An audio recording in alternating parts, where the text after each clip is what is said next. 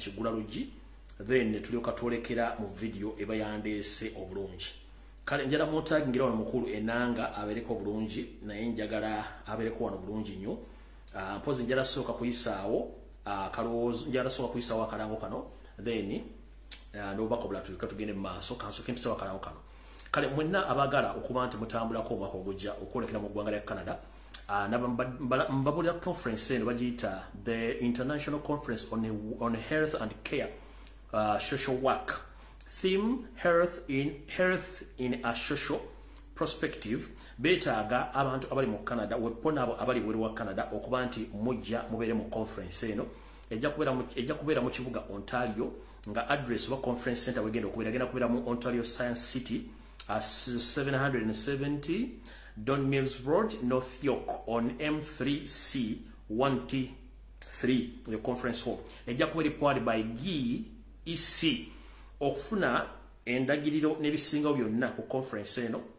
Ojakutukirira CEO wa GEC ku ndagiriro y'essimu ku WhatsApp ku +1647 702 2922 oba ku simu ey'obutereevu eri ku +143 72 88 9862. Conference eno ojja kubeera mu mwezi gwa mukaaga ejjatandika ennaku z'omwezi 21 ekomekereza benga ennaku z'omwezi 22 omwezi ogw'omukaaga omwaka 2024. So no gwenna yenna eyeetaaza okubanga otambula okontakitinga abantu abajja kuba bakubuulira ku nsonga ezo. Kale ndowooza awo mba mmaze obulango bwange okujjako njala tumirako ku kyali wange ono njala kugakagaliza amazaalibwa malungi muganda wange Charles Rubwama wonna wooli ng'oli mu ggwanga lya America nkutumiddeko nnyo ne nkugamba nti happy birthday to you muganda wange webale kukula webale kwagala nsi yo oyo muganda yamuta Charles Rubwama wonna wooli happy birthday to you manyi nti oli mu kwenjoyinga bulamu bwo n'okuba nti weeyagala ku lunaku olw'amazaalibwa so happy birthday to you my brother Charles Rubwama obaka buno buvudde eri family yo abaluganda bakubula emikwano ne omwagalwawo omusawo Dana kansubire nti obaka obufunye bulungi mukama akunkumirira kwagala nsi yo ate nakubanga oli musajja wa buvunaanyizibwa kati awo ndo tuba tuvuddewo twolekera video entuufu weyina okubeera tugenda tandika n'akalowoozo ka leero then tulyoke tugende ku kigula lugi ndyoke nsoosotole video sharinga video tulyoke tugende mu maaso. Akalowoozo ka leero kagenda kubeera nga kakwata ku buli muntu yenna akedde okulaba video eno bulungi nnyo naye nga sindagenda eyo olw'ennaku z'omwezi ziri 13 ezakakonka ku mwezi ogw'omwenda omwaka 2023 nkiddamu eno video ngikoze ng'ennaku z'omwezi 13 omwezi ogw'omwenda omwaka 2023 ssaawa ziri 2 n'eddakiika 8 ezakukonka wentandikidde akalowoozo kano then tulyoke tugende mu maaso ne video eno. Alright. Buli az'amaanyi obutebaza baganda betukola emirimu gyegimu ku social media abali ku Twitter batumiddeko abali ku TikTok mwenna abaana b'obuwala n'ab'obulenzi batumiddeko abali ku bwenyi bw'ekitabo nabo batumiddeko abakola live on daily basis n'abazikola weekly n'abaposting n'abasharing nabo batumiddeko mwenna bakomole mu bali kulwana ntalo kubanga entalo mulwana nyingi sifika tulwana balwana bangi namwe abasamu akasente okwetola ensi yonna mu supporting a struggle I salute you kubanga mulemedde mu struggle ate kintu kikulu nnyo mwenna abawereza data e Kampala bakola batya basupporting abagulira abana ebyokulya rent biki mwenna I support you bali kubanga mukyalina omutima ogulowooza ku ggwanga lyammwe. Kale awo nno njagala kutandika n'akalowoozo ka leero mukawulire bulungi nnyo. Mu kalowoozo ka leero njala kagende eri mwenna abasajja n'abakazi okwetola ensi yonna kubanga ebiseera bisinga abantu tukola ensobi nnyingi nnyo naye ate ebiseera ebisinga abantu baziyigiramu wano wenzije olugero lwalino embagamba nti bw'obanga tonnagenda kukola kintu kyonna sooka wekkaanye ekintu kino wakikola oba wali okikozeeko kyavaamu biki era kyakomekereza kitya olyoka okiddemu oba okwatagana n'ekintu ekirala kubanga ensobi zo tezikola ate nga tukola nsobi ku nsobi naye tuva tutya mu nsobi zino okuba nti tufuna amakubo amalambulukufu omulungi. Tutandise tutya tutandise mu kalowoozo ka leero nti ebiseera bisinga ffenna abantu abalya mmere tweyagala nnyo era nitusagambiza nnyo nga bakimezezza okw'omusana mu biseera eby'emirembe era tomanya nti mu nsi mulimu ebizibu kiringa bw'onoobeera ng'otudde mu makaago olya emmere yo naye nga tomanyi nti eri omuntu atalidde mmere oba eri omuntu atalina waagenda kwebaka ekyo tokirowoozaako oyinza okuba nga oli mu kkubo oli mu disco oli mu kunywa mwenge naye nga tokimanyi nti waliwo ali ku oxygen mu ddwaliro era nga tokimanyi nti mu ddwaliro eri abafa negwe kenyini lwofuna obuzibu oba lwolwadde ne bakutuusa mu ddwaliro omanya nti ensi yafadde eri abantu abafaananye ng'ate ogwo oli mu kweyagala. Kale mu mbeera ng'eyo njala bajjukiza nti mu kanyomero ka leero kano akakalowoozo ka leero njagala buli muntu ayigire ku nsobi eyamutuukako ate asobole okubanga avvuunuka ebizibu byonna by'abaatuuseeko. Tutandise bwe tuti. Ebiseera bisinga mu kalowoozo ka leero tumala kwekoona tulyoka tujjukira ekyo kyonna ogwomuze guli ku buli muntu yenna assa omutonzi gwe yatonda. Tumala kwekoona ne tujjukira nti tukoze ensobi. Naye lwaki tumala kwekoona nga tusobola okuba nga tugemera oba tusobola okuba nga tukola ensonga zino okuzijjawo? Lwaki tumala kwekoona? Abantu bangi nnyo bakola ensobi ku nsobi. Ensobi zino olumu zibaviiramu okufuna obuzibu obw'enjawulo. Eriyo omuntu afune akola ensobi n'agifunamu obuzibu. Obuteebuuza butambuza amazzi ekiro n'akomekkereza nga awulira ye enseemunyize akomye n'atuuka okubanga yeteekamu ogwakabugu oba okwesonyiwa ekintu ekyo kyabaddemu ensobi naye ng'ate yali batakyesonyiwa ensonga nti bw'okola ensobi eno ogituule ogyanalyzinge oba ogikkaanye omanye nti bwenziriramu okukola ekintu ekirala kyonna kiba kitegeeza nja kuba nsobola okuvvuunuka ebintu bino bulungi nnyo mu ngeri yonna esoboka. Lwaki mbagamba ebintu bino? Tugende bwe tuti. Ngenda kukozesa ebintu bisatu bye mugenda okujjamu okutegeera akalowoozo ka leero. Tukimanyi nti ffenna abasajja n'abakazi ku nsi tuyimiriddewo lwa mukwano gwe tuyita laavu mu luzungu, abanyankole gwe bayita olukundo. Naye ebiseera bisinga nti ogenda okwesana ku bantu 100 abadde mu mukwano, abantu abamalako n'abantu babadde nabo babeera ebitundu 5 ku buli 100. Abantu 95 ku buli 100 abantu 95 ku buli 100 bo bakomekkereza baawukanye n'abantu be babadde babaagala. Kiki ekibaawukanya? Z'ensobi ze bakola nga bali mu mukwano. Naye njala kubuuza munnange gwe nga tonnaddamu kwagala kugwa mu mukwano oba kwano bakwanibwa, njala sooka kugamba ensobi ezaakukyaya oba ensobi ezaakuviirako okyawa omuntu wazikyusamu nga tonnaddamu kwana oba nga tonnaddamu kwanibwa. Kubanga bw'onoddamu okwanibwa nga teweeterezezza ku nsobi zaakukyayisa oba zaakukyaya muntu, kiba kitegeeza nti era ojja kudda mu bbanga mpawe kaaga oddemu okola ensobi zeezimu era mwawukane n'omuntu oyo. Kale nga tonnaddamu kugwa mu mukwano oba kuddamu kukwano oba kukwanibwa, sooka weetegereze ensobi ze nakola nga ndi mu mukwano oba nga ndi mu mukwano n'omuntu omulala ezankyayisa oba ze nakyaviirako kukyawa omuntu nazitereeza. Bw'oba tewazitereeza then toddamu okukwano oba tebakwana, sooka weetereze olyokoddemu okwane. Kubanga abantu ebiseera bisinga abantu beerabira nti balina ebizibu oba balina ebikyamu bo nga ate balowooza nti batuukirivu okusinga bannaabwe ne bakomekkereza nga bamalidde obudde n'ebiseera n'okwoluna future za bannaabwe mu bintu ebitategeerekeka naye nga ate bandibadde basooka ne beekuba mu mutima nga tebannaddamu okwana oba kwanibwa. Sooka weetegereze ensobi ze wakola nga bakukya obanga okyawa wazitereeza olyokoddemu okwane oba okwanibwe. Akasooka kwakatulako kubiri kaakano. Mwenna eri abasajja n'abakazi njala kutegeeza nti ffenna mu nsi muno tukolera kuyitamu so si kuba bulungi so si kuba bubi. Buli muntu yandyagadde okubeera obulungi era buli omuntu yandyagadde okubeera ng'asobola okweyimirizaawo era nga yeekozesa. Kano akanyomero kagenda eri abantu bonna ababadde baddukanya bizinensi oba baddukanya bizinensi. Njala sooka kubuuza muganda wange wakwata ensimbi oba obwoma n'oggulawo edduuka oba n'oggulawo kkolero n'oggulawo bizinensi yonna ng'olina okufunamu ekyo ekigula magala eddiba. Naye bizinensi eno akaseera kaatuuka n'okola ensobi, bizinensi eno neefa togge neeyonooneka, ensimbi zo nazo ne zifiiramu. Naye nga tonnaddamu kufuna bwoma kuddamu kutandika bizinensi ndala. Weetegereza n'otuula bulungi ne wekkaanya nti ensobi ezaaviirako bizinensi eri yasooka okufa n'ensimbi z'okutokomoka. Ensobi ezo ozirongoosezza oba ozekkaanye nti tezigenda kuddamu ate kwonoona ssente zo nakwona bizinensi yo.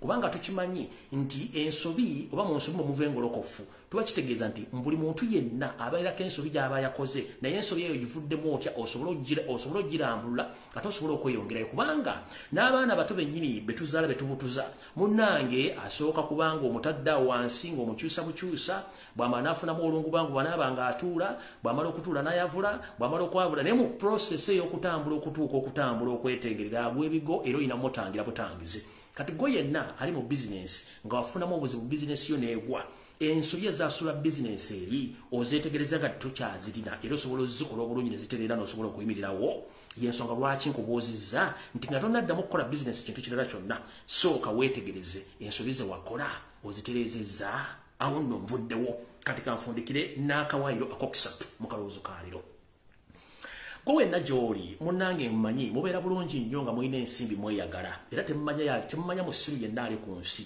naye lwofuna ekizibu lwomanya nti sookoleddeko bino ebizibu lijja abantu babifuna ate njagala sooka babooza era mbategeeze mukimanyi nti omuntu bw'afuna ebizibu alowooza nnyo era apulaninga nnyo naye okimanyi nti bw'obanga oli mu bizibu opulaninga nnyo era obeera ne positive vibe oba positive reason oba reasoning capacity ebeera waggulu olowooza nnyo opulaninga nnyo nti bwe nva mu kizibu kino nga nfunye ssente ngenda kukola abcd ngenda kuzzaako kino era n'ensobi sirigiddamu kino kijira nnyo ng'omuntu ofunye ekizibu kijira nnyo ng'oli mu kkomera olowooza nnyo programs nnyingi nnyo eziri positive z'olina okukola naye the moment kasitova mu kizibu ekyo simanyi programu zino gye ziraga sima biwalozeza gye biraga naye ng'ate abantu abasinga obungi abalina reasoning capacity entuufu bw'abeera mu birowoozo bino ng'alina obuzibu alowooza nnyo era ebintu by'abadde alowoozezza abiwandiika nnyo wansi singa aba ateredde bateeka nnyo ebintu bino mu nkola kyovula nti ne Bibbuli yeekugamba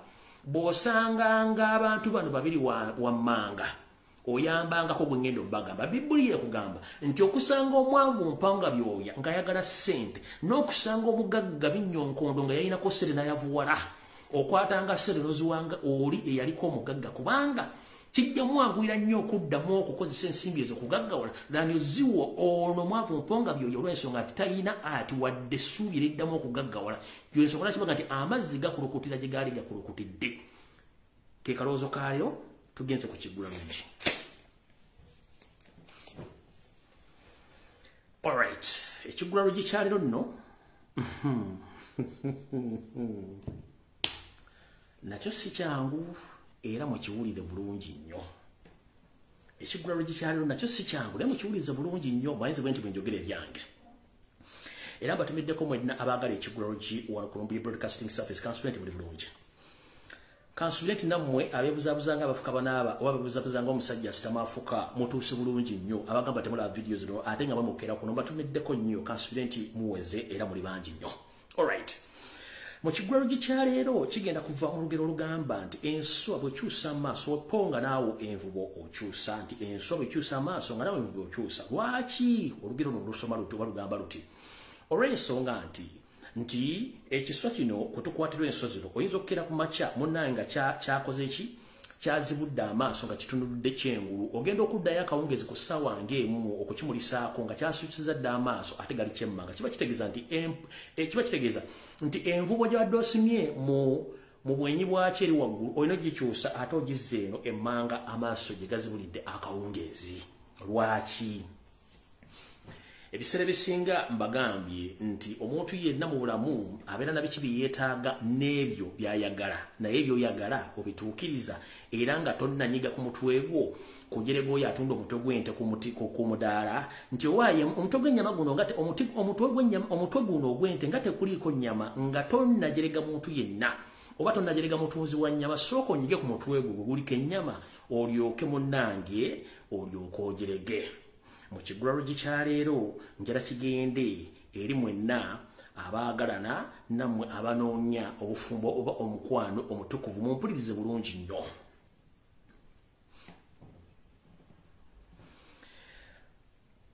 kiggula lungi kyaleero kigenda genda mwenna abanoonya omukwano oba obufumbo obutukuvu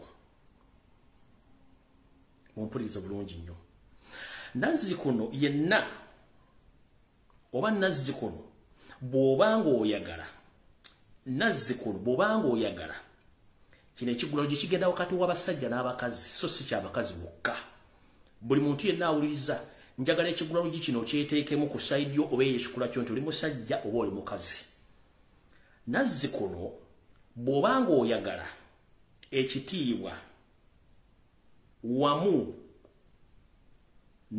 wanga oyagala ekitiibwa wamu n'obutayisibwa mu maaso nkusaba obe ng'osobola okwetongola mu byenfuna nkiddamu nazzikulo gwe wenna anoonya omukwano obufumbo nkusaba ng'oyagala ekitiibwa n'obuyitayisibwamu maaso gezaako okulaba nga weetongola mu byenfuna olw'ensonga nti bw'onooba tosobola kwetongola mu byanfuna omuntu gw'olina ajja kukulaba nga kyamuli ng'essalambu ery'ensenke kubanga ye aba akimanyi nti oyimiriddewo ku ye waba tali tosobola kubeerawo era ne bw'omunyiizamu akantu katono nnyo ajja kumanya nti yatoola obuuma so waddemba okukola kyonna ky'ayagala bw'otyo njala kutegeeza gw'olina gy'oli munnange nga tonnanyiiga kunyiiga mitaafu sooka owulirize ebigwo byengenda okugamba olwaleero munnange ojja kuwona ejjoogo era ojja kuwona akamanyiiro oba n'okukumanyiira mu bintu bino wammanga buno obubaka njala bugende mwenna eri omusajja n'omukazi ng'oyagala emirembe ekitiibwa n'okuba nti oyisibwa mu maaso olina okubanga mu byensimbi weetongodde era nga osobola okweyimiriza singa wagwawo ekizibu kyonna mu mbeera yonna eriwo mu bulamu bwo bwa bulijjo wulira ebigambo bino bw'oba ng'onoonya omusajja oba omukazi yenna wulira bulungi bw'oba ng'onoonya omusajja alina ssente oba omukazi alina ssente gwe sooka weebuuza amunoonya olinawo ssente mmeka bw'oba ng'oli musajja ng'onoonya omukazi gwanoonya omukazi ali financially stable gw'olinawo mmeka gw'omusajja naawe omukazi anoonya omusajja ow'okuwasa oba n'akuwasa olinawo ssente mmeka kubanga gw'onoonya alina ssente naye anoonya alina ssente kati gwoba tolina ssente kitegeeza ojja kunoonya omusajja alina ssente naye omusajja otomanya ssente ze gye yazijja ajja kukujooga naawe omusajja oba onoonya omukazi alina ssente nga gwe tolina ssente kiba kitegeeza nti omukazi oyo waddemba okukosa kyayagala n'akujooga nga bw'ayagala kyenkugambye nti oba tonnajerega mutwe gwa nte guli ku bbuca sooka onyiige ku mutwe gwe kuliko ennyama ekyo nkimaze tugenze ku kyokubiri bw'oba onoonya musajja oba mukazi eyazimba akuwase oba omuwase gwanoonya omukazi eyazimba omanyi bayimirira nga bagula buloko oba omusenyu oba okugula olujjo olubateeka mu nnyumba eyo nga tonneebuza magezi gwe omukazi anoonya omusajja nga yazimba gw'omanyi bayimirira nga bagula omusenyu bulooka oba oluggi nga bateeka mu nnyumba eyo gwe naawe omusajja anoonya omukazi nga ayirinda ssente oba yazimba omanyi bayimirira mu kirombe ky'omusenyu nga bagula bulooka oba bagula matafuli bagula eziyo bagula mabaati nga tonnagwirwako lubaale wammwe wa bwavu muti noonya mukazi yazimba omusajja yazimba gwe wazimba omanyi bazimba nvuddewo ngenze ngenze kawakatonda namba 3 bw'oba onoonya omusajja oba omukazi ng'alina emmotoka kabulaaza oba my sister ngera kubuuza omanyi bayimirira nga bagula emmotoka oba omanyi kye bayita okulabirira emmotoka kale nga tonnatokomoka mugambo noonya musajja alina emmotoka oba noonya mukazi alina emmotoka n'angulira emmotoka gwemusajja gwe omanyi bagula natti y'emmotoka oba okola saavisi y'emmotoka kale munnange mwegenderezi nnyo nga musaba ebintu mutajja kusobola kumanya otambuza bigere olinga nte ate obuuza wa mmotoka otambuza bigere olinga mbuzi ate onoonya wa mmotoka kale mwetereze both abasajja n'abakazi obwonoonya mukazi ng'alina ssente yeevuga sooka omanye ebbeeyi ya natti oba sooka omanye bayimirira nga bagula emmotoka olyoka onoonye either mukazi ng'alina emmotoka oba omusajja ng'alina ki ng'alina emmotoka tugenze mu maaso tugenze kala akokuna bw'oba onoonya musajja alina empisa oba bw'oba onoonya mukazi ng'alina empisa njala kubuuza kabulaaza gw'olina empisa bw'obanga oli mukazi ng'onoonya musajja alina empisa my sister gw'olina empisa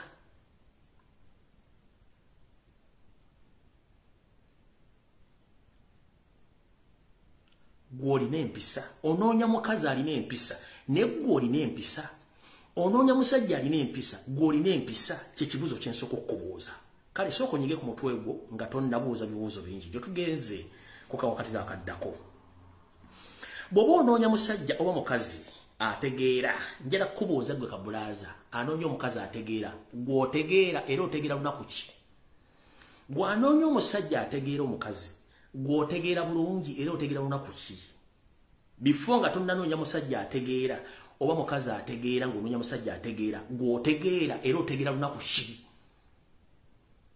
noonya omusajja ategeera maama gwe my sister otegeera noonya omukazi ategeera my brother gwotegeera kubanga abasajja mulooza mumusinga okutegeera naye nga ate mumusinga okubeera bafala onoonya omukazi ategeera naye nga gwe omusiru asinga ku kyalo kati sooka weetereze nga tonnanoonya mukazi ategeera gwe sooka obuuza omutwe gw'ontegeera naawe omusajja anoonya omukazi ategeera gwe omusajja otegeera naawe omuwala naawe omukazi anoonya omusajja ategeera gwe omukazi naawe otegeera bulungi nnyo tugenze awo tunaatera okumaliza ekigulalo kiryoke tugende ku vidiyo yatuleese tugenze mu maaso mpulira bangi nnyo ku mitimbagano munnange nga mweyogezanga olwandobako nti nze nnoonya musajja oba mukazi nga ava mu maka amalungi era amaka agategeerekeka kabulaza njala kubuuza gw'ova mu maka ki agategeerekeka nga tonnajerega mwana wa munno naawe omuwala anoonya omusajja ng'ava mu maka malungi ag'ewaabwe gw'ova mu maka ki era amaka g'omu gategeerekeka kyensooka okubuuza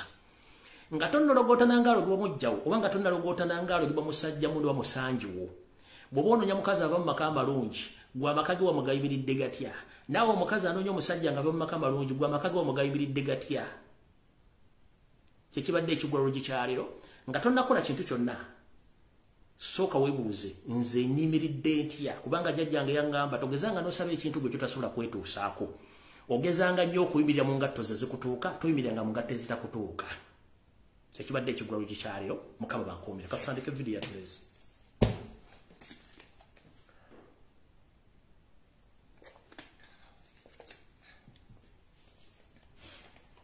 tugenda tandika tutya tutandikire luddawa alright katutandike bwe tuti kansubire nti the Inspector General of Police Mr. Okoth Ochola, you are available at the moment.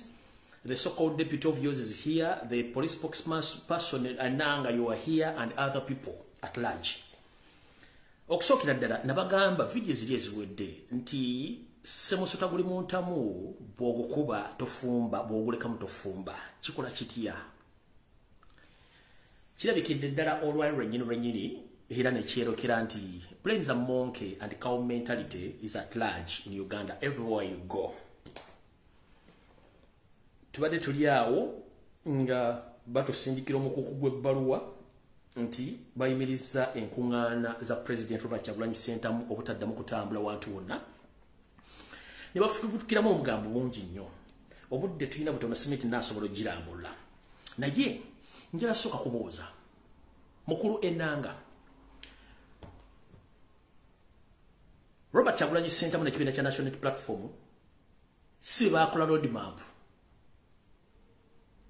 Electoral Commission yakola roadmap nga muli ku pressure kasita roadmap efuluma bweti kiba kitegeeza nti political parties zino okubeera nga zeetegeka okutandika okukola emirimu gyazo okweteekerateekera nga zipeesinga ku roadmap eyo kyekisooka ekyokubiri ssemateeka wa Uganda aweddembe ebira by'obufuzi okwetaayo okubuuza ku bantu baabyo kyekisookera dde ekyokusatu mu Uganda tulinamu ebyana n'abaana tukimanyi pressure badde nyingi nnyo okuva president yatandika okutambula naye ensonga ze mutadde mu kiwandiiko kino mwandibadde mwazoogerako dda ngera bwe kiri mwogedde ensonga nyingi yasooka bajjukiza ffenna bagamba bwe mumuyimiriza kitukolera omutamuyimiriza kitukolera kati kitukoledde njala kwebaza nnyo we nawandiisa ebbaluwa eyo webalinyo obalire ddala ffe kitube tunoonya tuba tukifunye ebbaluwa eyatuuse dda gyeyina okugenda kopi yatuuse dda gyeyina okugenda era webale nnyo simanyi katusimbe simbi bikoze bitya webale nnyo ebbaluwa tugifunye ndi yagenze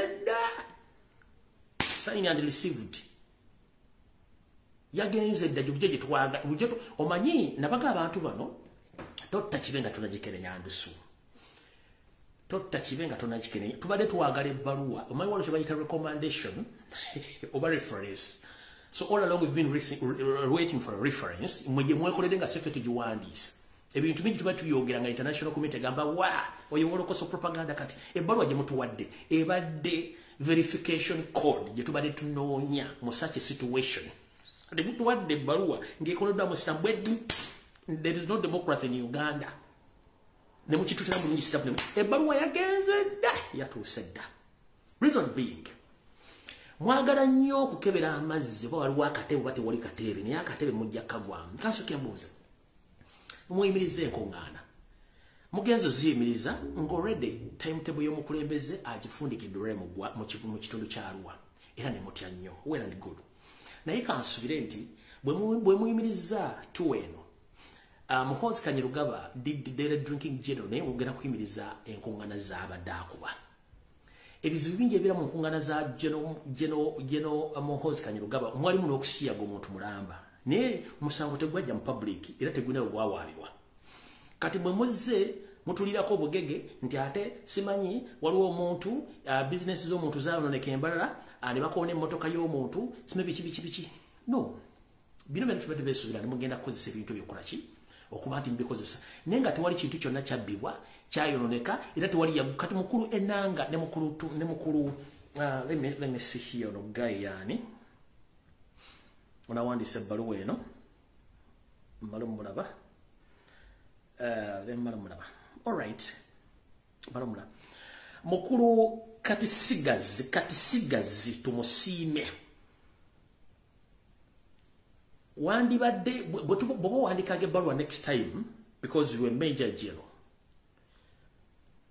you provide us with the evidence or with the reference police begulawo musango kubeerako reference number so you've already sent us this letter publicly but there is no reference mwandibadde mukootinga reference abagenda ne ba opening omusango embalala abagenza opening omusango ehoyima ne mwagwa gye mugamba mwandibadde muleetako cases ezo mweziteeka mu public nti so and so yawabye omusango nti abaana ba Nuupu bano kibiina kya Nuupu kyaziza omusango fulani wano bwe gutu there is no reference there is no evidence biki ebyabaddewo so use cow mentality properly when you're writing these letters first and foremost sigenda kwogera bingi in a baluwa kino kitwala omunako this is a fake letter according to the laws governing the country of Uganda this letter is fake how fake is it in a baluwa kino kitwala omunako ekisokera ddala mu mateeka agafuga ssemateeka w'eggwanga omuntu yenna okuwandiika ebbaluwa ku lw'omuntu omulala publicly kubanga police is a public service unit owandiise ebbaluwa n'ogamba nti for Inspector General of Police Inspector General of Police ye Mr. Okoth Ochola omuntu yenna okuwandika ebbaluwa ku lw'omuntu gw'oyimiridde mu bigere by'okuwandika ebbaluwa eyo olina okwadressingira public n'ogiga nti mpandiise ebbaluwa n'okuba nti the Inspector General of Police taliiwo mu ggwanga oba mulwadde ali ku sick leave but tetunnamanyako Inspector General wa Police Okoth Ochola gyali oba yafa oba ali bweru wa ggwanga oba mulwadde ekyo temukimensionize ngono mu bbaluwa ne gwe ovudde noga nti owandiise ku lwa Inspector General of Police naye ate waneera totaddeewo nti gwe Deputy Inspector General of Police mukweka ki wandibadde oindicating nti have written this letter as the Deputy Inspector General of Police wabula ogiwandiise nga gwe katisigazi tumusiime kati omanyimu Abanyarwanda nakano ka group ka Museveni akakabano mwirabira nnyo okusoma mwasoma naye temwayita mu Banyankole origino tulinde ebyabaliita kasigazi n'eri n'eryammwe ery'Abanyarwanda ne muteekamu ti wakati katisigazi tumusiime mwasomera ludda abakulu erinnya muldo katisigazi tumusiime Abanyarwanda mufune ku bwongo mukayana nnyo naye ng'ate mulingedde bekkalo mutali mwanyi tetulina mu Banyankole temuli mulinyera katisigazi tulina kasigazi kati gwonoolo wakati muli mutti yiyo ti katisigazi mutemanyi bintu byasobola kati nno omwami ono records zisoma buze kubanga mu mateeka ga Uganda mu police rankings temulimu major general temuli major general wabula omwami ono records ziraga nti omwami ono records ziraga ye Godfrey Katisigazi tumusiime a Ugandan military personnel. Godfrey Katisigazi tumusiime is a Ugandan military officer and a diplomat who served as the Deputy Inspector General of Police since January 2022. He is a Major General in UPDF.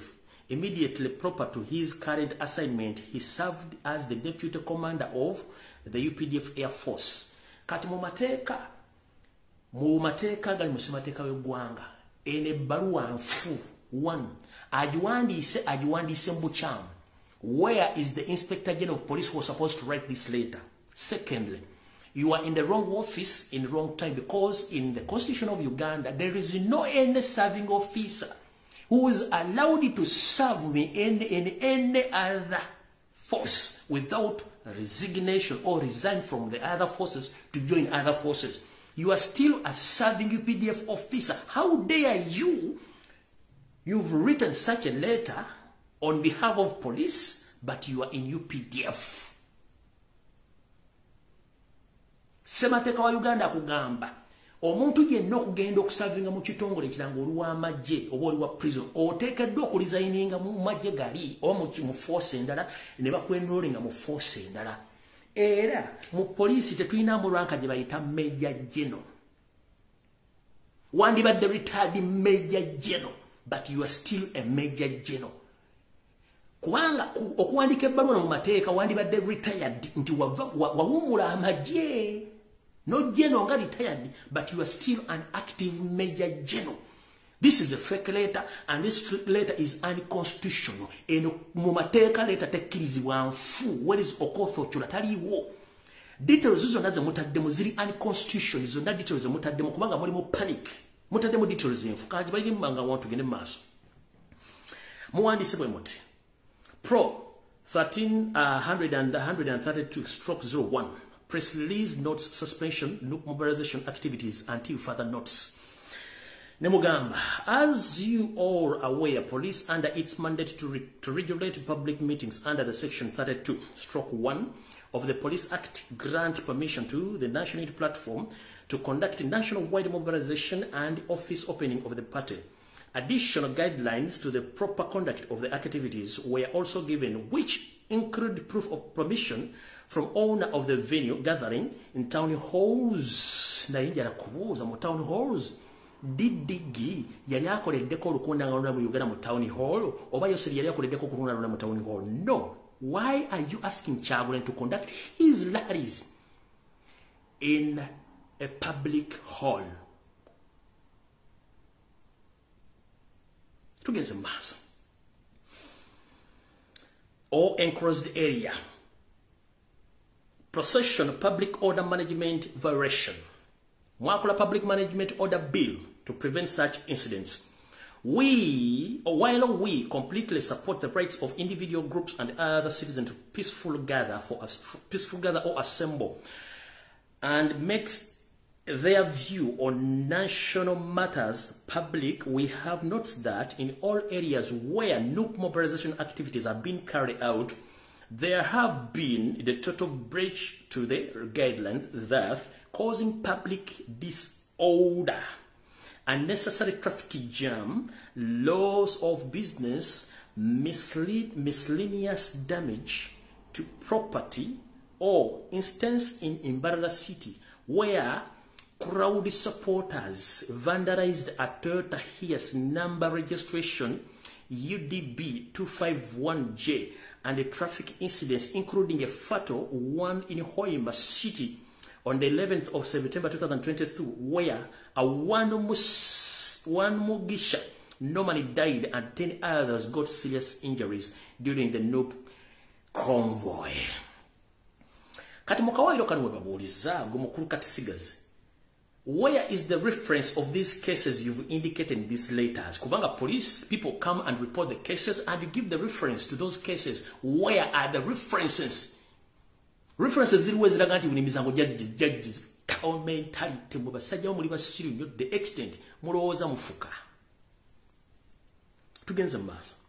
Further, in Kasana Luwero district, the mobilization activities was used to incite violence, promote sectarianism, and make a legitimate call for the removal of elected government and ensures of defamatory statements against the person of the President of the Republic of Uganda since when who voted Museveni. This is to remind you, even the chairman of the Electoral Commission, this is Simon Abasajja, it took him almost a full month to balance the votes of the previous elections. kyatwalira Simon Abasajja nakatana funa proper balance eya results. Tumanyi nti bwe tuba tubalanga tubala percentage mu by'obulo mu kintu tubala 100%. Byabasajja yabalo ne bugenda mu 105 110 nga buli ku balance. So who voted Museveni? Nobody voted Museveni. So mwogere bigo nga mbira ko ovunanzi, but the person of Museveni, who is Museveni? Why is it that important that Museveni is mentioned here? He's not elected president of Uganda, and the public knows that. That's why people gather to celebrate and to welcome the elected president. Don't be fooled, Mr. Tomosime Simanyi Katisigazi. You're fooling yourself that you understand, but you don't understand. Timotegirira koda nonda kunolumu. Ate sara kunjogeza luzungu lwange luno nawo lutono nnyo ne mutunyiza nnyo. Tugenze maaso kangereko kino ekisembyeyo. Yikaso ngwana nga sidi waliwo sisoni wano bulungi nnyo linda ko wano wesibategeredde wano wesitegedde bulungi nnyo. Wana mugambye nti inciting violence and promoting secretarianism njagala kusooka kubuuza. Since when oba kuva ddi ng'omuntu bw'ayogera ebiruma abantu mu kitundu waali kyafuuka kusosola? Ddi omuntu lwasosola era gwe basosola yaani? Njala soka kubuuza Mr. Katisime tumusiime. Ani yazze mu ofisi yo naggulawo musango nti bamusosodde? You might say that you don't understand Uganda, but let me ask you one question. Referring to this statement you made or you written in this letter, who came at your office and opened the case against the statement which was made by Bobby Wine? Can you bring out the evidence or the reference of that case, of that report? No one.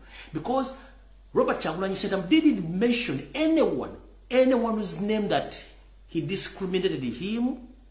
Muyumogera. Njalo tuletera reference nti ono bamugambye kino na kino na kino na kino na kino. Kuno kwebuzabuzanga afukaana aba njagala tuletera nti ono bamusosodde era ddi teriiwo. Tugenze maaso ngenze ku baluweno baluwa sinnagimaliriza lwaki tujja kukolera yokka. Tugenze maaso. In the view of the above branded breaches of the guidelines, the activities of the National Unity Platform immediately suspended.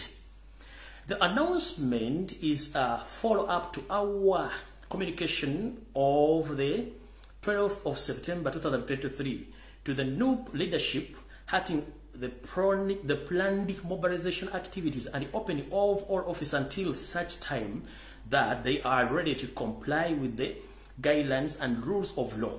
We are sending the strong message that our country, Uganda, will not wait for its village, town, urban center, cities to be burnt. Mama nyabo, mbu okusinzira ku biragiro n'amateeka ebifuga enkuŋŋaana n'okwetoola eggwanga lyonna, Uganda nsi erina emirembe era eri safe. Mr. Katisigazi tumusiime.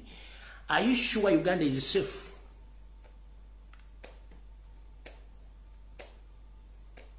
People are dying every day. People are kidnapped every day. Even including your boss. These days he fears himself.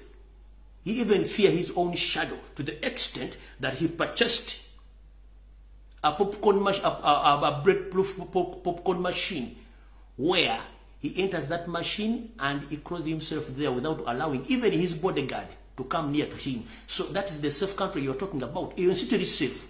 Mukama okenyiri yakuwa omulimu. Yagula akuma kemberenge akali bulletproof mu yekweka mwatambulira emotoka zanda za bulletproof. Ye enseri safe. Njara kubuuza ogambye muno protecting ebyalo obutawuni amatawuni n'ebintu by'abantu balina byokya. Ku ntambula zonna ezakyagulanyi zaakoze. Walabe wadde olupapula lw'amawulire lwayokya mu kkubo mukulu, njagala oleeta obujulizi ne video nga twokyeza olupapula lw'amawulire banga omuntu ayokyeza olupapula lw'amawulire. Okitegedde mubere nga abantu bakulu nga mwasoma mulina ku magezi. Njagala otuleeta wadde olupapula lw'amawulire lwayokya mu kkubo nti Nuupu yokyeza olupapula. Mbula tugenda kwokya ebibuga. Tokiraba nga mukulu oswadde n'emyaka gyo. Tugenze mu maaso. Njagala kugimaliza twangu tugende mu maaso. We are going to put an end to the mob mentality, bullying, intimidating tactics of NUP radical against the innocent civilians and law enforcers. So, Ogambye mugenda kuyimiriza enneeyisa embi, obukodyo obukyamu, n'okwogera okutali kulungi eri bannansi abatalina musango n'abo abakwasi b'amateeka abayisiddwa obubi. Mukulu njala kubuuza, mukwasi w'amateeka akyayisiddwa obubi, munnayuganda ki ayisiddwa obubi mu NUP bwe badde etambula? Brains are monkey nga ngifundikira. We have very robust plan to uphold the rule of law in liaison with the other stakeholders, and we will respond appropriately against the perpetrators in the incitement to violence, and we can lead to civil unrest throughout the country. Uganda is the only safest country in the region across the globe, and we are planning for it to remain the way. Direct stand until such time when NUP is compliant with the law. Okay, no problem, kale. Mugambye nti temugenda kukkiriza mujja kwasaganya ensonga zammwe, mulabe nti muleke eggwanga Uganda nga ttereevu, kubanga ttereevu okwetola East Africa, okwetola Africa, n'okwetola ensi yonna, era nga mujja kikola okulanga NUP ebeera mu mateeka. Katugemu okutambula abantu okujja okwebuuza n'okwogera ku bantu kibatiisizza nnyo kuba temulina numbers. It's all about numbers, and you fear numbers. But you mutya nekimutamanyi kijja. Kati awo tuvuddewo. Kati mukulu enanga bakutumye yogere bigambo bino. Ne mukulu enanga naawe mukulu tumusimijala babuuza. Bemba munoonya abantu basosoze. Mukama mwono yakozesa ate eno message njagala egende mwenna eri bannayuganda.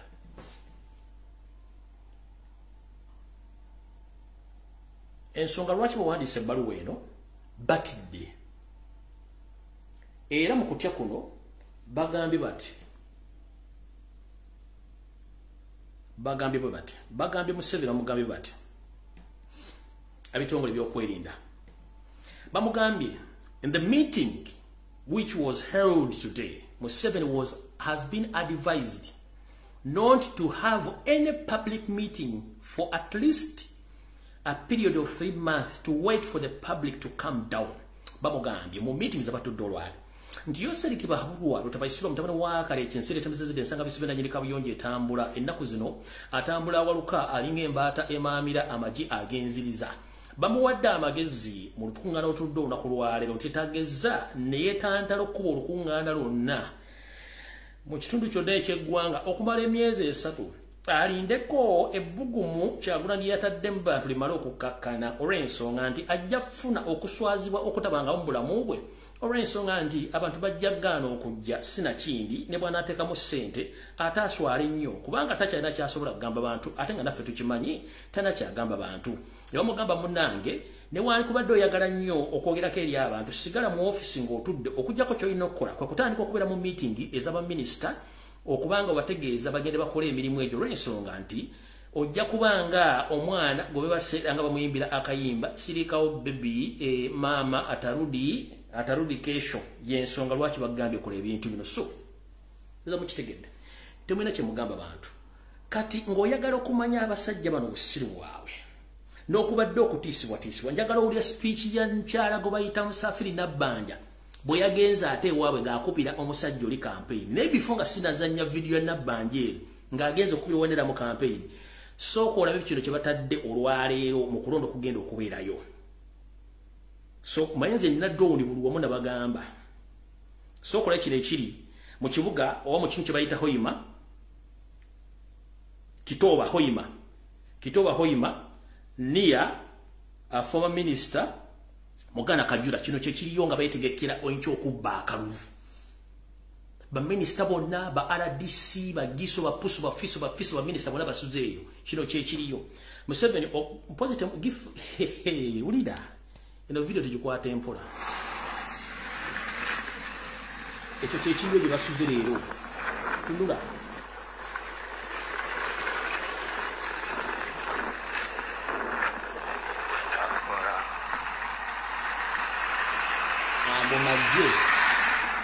maje ga company zaawo penti mamba motoka biki mugenda kugala ezo na motoka za minister bala disi zonna zizo ezo na bagaga paka gaga maje kugala beri gago konna badi poise gago.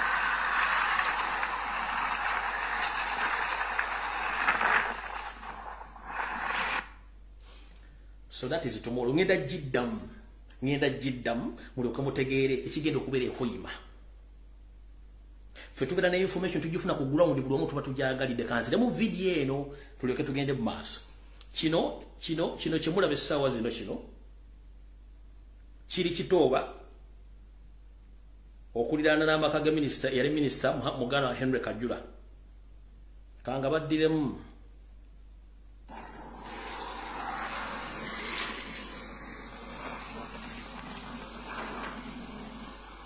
badiployinze buli wamu maje military buli kimu ba RDC ba minister bonna basuzeeyo.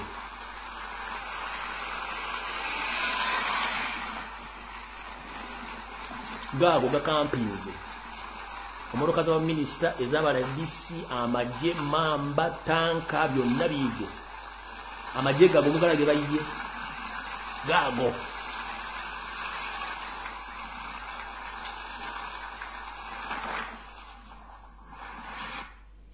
Ejibaita Lumbuye Broadcasting Service katika ambazeeyo nno mujja kutya katika ambatwale wannabanja ng'atokomoka omugambo manyi bantu tebatidde basula mpigi ku bikondo katika ambatwale wannabanja ulira nabbanja ebigabo byayogedde yayise Kyagulanyi mbu mulogo era yasaddaasa abantu yensonga lwaki bamutikidde olubugo eruweeru ulira commentary tugenze mu maaso ono nabbanja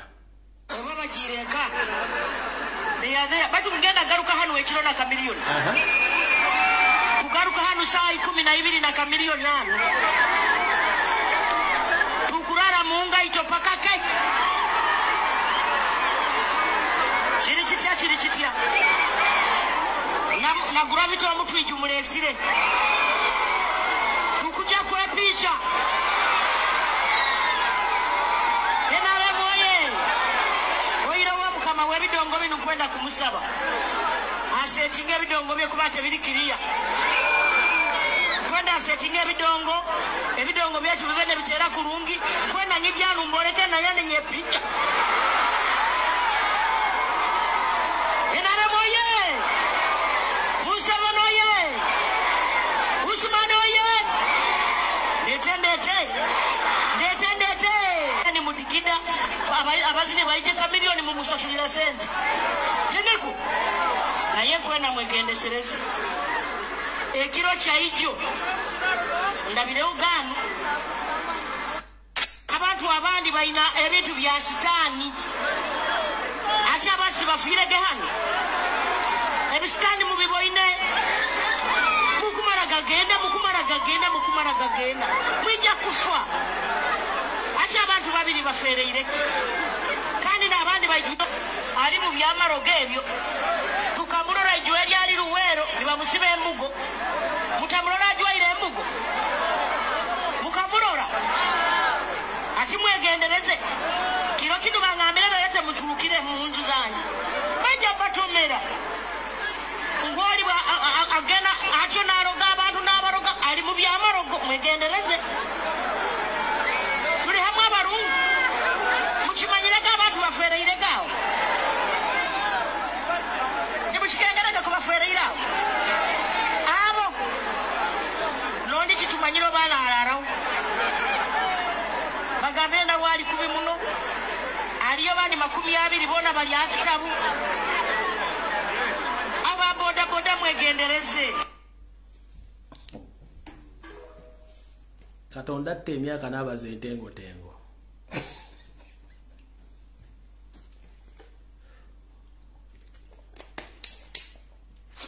Musafiri nabbanja Katonda atte emyaka n'abaza entengo naye Katonda yabaza entengo za nabbanja ziri ntengo ate za kyenvu awo nga tuvuddewo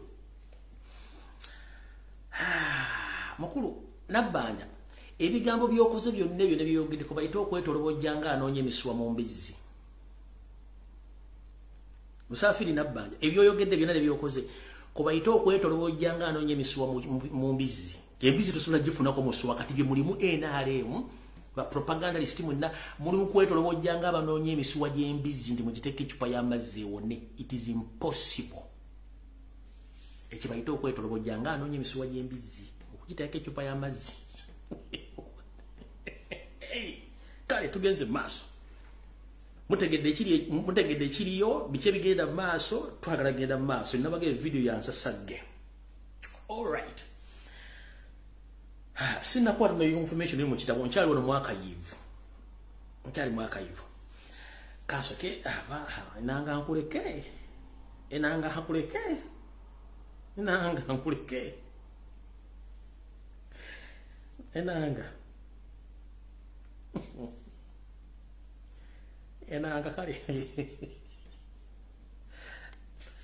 Bambi Najja tuna kwasa ekisa. Enanga nkwasa ekisa nesina kyakola. Kale. Katugende wono. Kati abantu bano bakoze ebintu byonna lebigaana. Ekibawandiisiza ebbaluwa eno nga tebalina ensonga lwaki balina okuyimiza ebintu bya Kyagulanyi. Basooka kugamba talina bantu ne bamuteekako abantu bamuvuma ne balemwa. Ne bageza kukosa bala DC amagye okutiisatiisa abantu batajja ku laali za Kyagulanyi ne balemwa. Ne batandika bomu. Kati bomu yabamazeemu najja ne export kati bomu yabamazeemu ekigojjo era ne baganda tukole kitukoze olwaliro. Yeno bomu basinga mungi muina half video ku social media. Naye bomu eyasembye yabadde mu park enkadde yamazeemu gwe mu kibira bagandi akatuwandiika ebbaluwa enikine kya bomu kikoze kiganyi. Omukazi yabagete munsiri walirako enensawo yange. Video ye mwina yabadde ya kitunze kamba video enamba nga byabadde n'omukazi bamututte mukazi watto bajja ali ne family simanyo bamuwadde center ku mwakole statement ndala obaki ne Abasajja baswadde tugenze ekibakozeseze baluwe nga bomo yensawo gye badde bayisibyeko eganya okukola tugenda mu maaso video yo yino namba eyo tebadde bagante badde mu bomo omwetisi yagirese nagiwomo nagiteekaawo bazze n'omukyala atugamba nsaba yange muginkumire ko ngenda kuba no muwino kolaki ndabye ngenda okulaba nkomawo twandisabye poliisi awamu n'ebitongole byonna ebikuuma ddembe bisobole okubanga bisensitizinga abantu ffe abawansi kubanga bomu zino zibeere eno waffe muzakeedi muzitakisi muzistegeza bodaboda newalala so ffe twandibadde tubeera sensitized. Nanyini bomu nanyini sawuya zinanyini bomu azinabaana bo.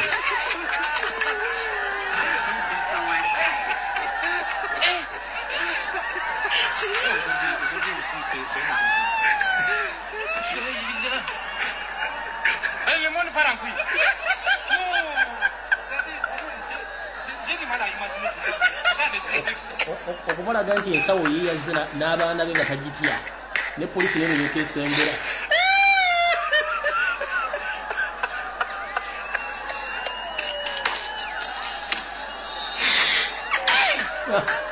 Ini ensawo n'agisumulula.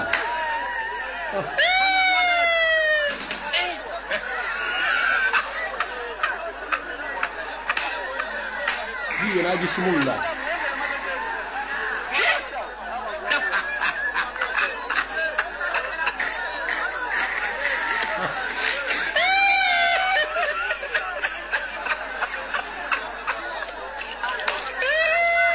Yamukwata n'amutwala.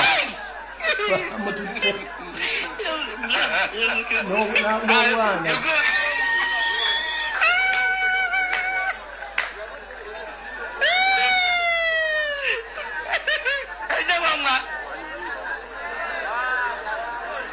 Tugenda kumubuuzako lwaki yalese ensawo wale tuwulira amawulire omusituzi w'ebigugu yabadde azze n'ensawo eno nagirekaawo twagala tunyonyole ensawo yatukawo tutya yabadde ali luddawa kiki ebadde eri mu nsawo ebintu ng'ebyo.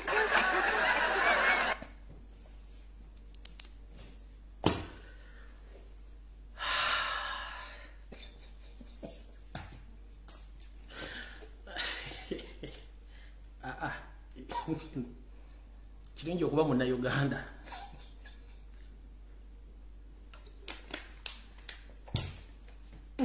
Kati yo bom. Responsive. Bagamba kati sigazi wandike ebbaluwa bino biganye kati. Wandike ebbaluwa bino biganye kati. Baliyoka bawandike omukugu w'ebbaluwa. Bo ate n'ekirala. Njagala kubaza Mukama Katonda nti babadde ne mission y'okutta Kyagulanyi all along babadde mu trail eno mu tour eno nga nzija nempa update kati n'ekyo ne kibakola ki ne kibalumya omutwe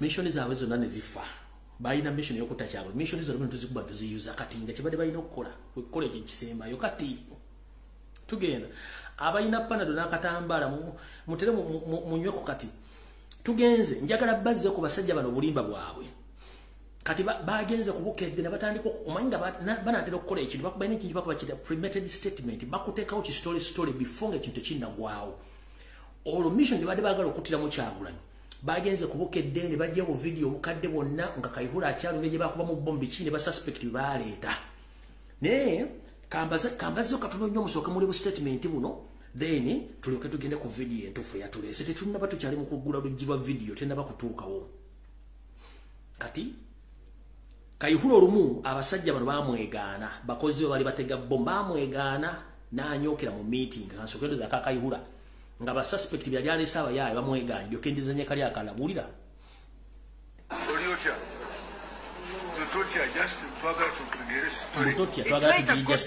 when one of the suspects said that their commanders changed to police uniforms at night and had police patrol cars, something that Kayihura wasn't happy about.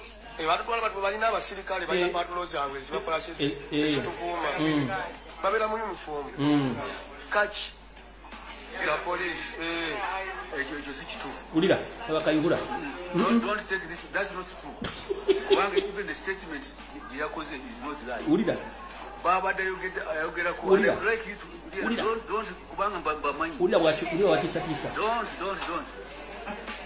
It was Zion Hotel is not regarded in the police. So don't take now what he has said, because when he reaches here, these are fellows you can never. You just show them. Yaleta abajulizi nga basetinze okulumiza bomu juziraga ati fabatu omulimu okukola ebintu bino batuga tuwogere kino na kino ate bagira motoka za police dan mugweza kachi Kayihura nga yasetinze omujulizi n'amwegana mu public Kayihura n'anyooka don't take that statement he's lying kati bali bapulaninga ku assassinate ka Kyagulanyi ehoima ne bagiyo ka video bakateka ku Bukedde ono wana omayi wo munama oli kubayita wana luzo wategera tategeera era olwo wana musajja musiru nnyo ne bali okabaleta ka version ne kano ku Bukedde olwo nga baagala bateeka ebintu bino byonna bali okuba ku Kyagulanyi bomu bessasi bagenti twabagamba ulira kanu nakakadde n'emyaka 27 to Raisa Lwima ndaba abantu bonna nga tekinolisede ku mupiira nakwata ensawo n'enjingiza wakati mu kimuli n'ensituka mpola n'enfuluma ebweru natandika okupangula amanda ku ssimu n'okujja mu sim cards kubanga kibaali baŋŋambye.